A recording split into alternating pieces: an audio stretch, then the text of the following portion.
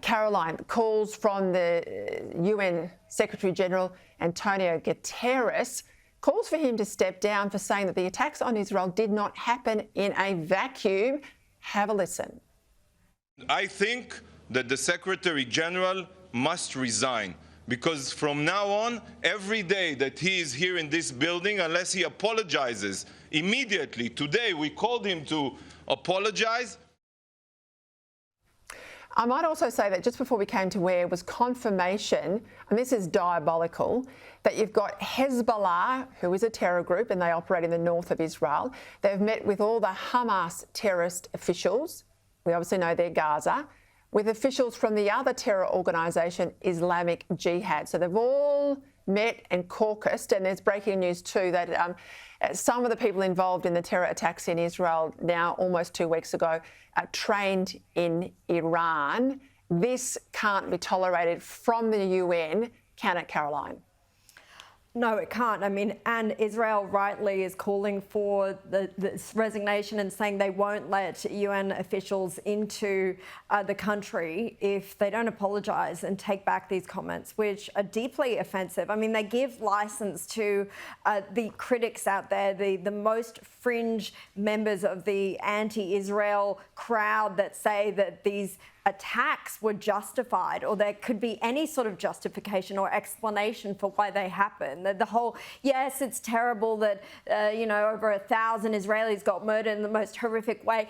But let's remember XYZ, there is no justification for a Hamas militant ripping out an unborn baby from a pregnant woman's stomach, beheading that baby, and then beheading the mother, which we have now learned from Israel authorities is one of the many, many abhorrent attacks that were carried out on October 7th. So to hear this from the Secretary-General of the United Nations, that this didn't happen in a vacuum, it just gives license and cover to these people who were trying to say that there is some excuse for what happened.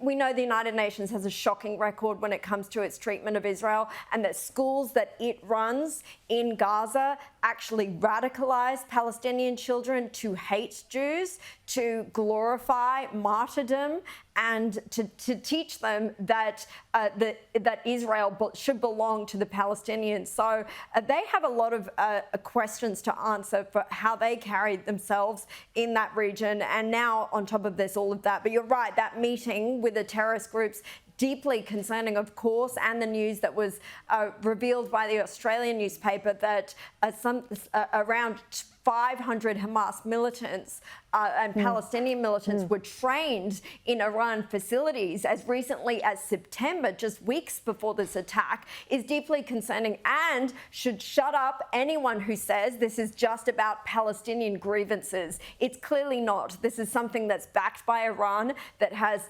Hezbollah all over it, also backed by Iran, the Lebanese militants. So this is so much bigger than just what the Palestinians think are their grievances as to how Israel has been treating them. It's so much bigger and more nuanced than that, but it's something that critics of Israel have to accept.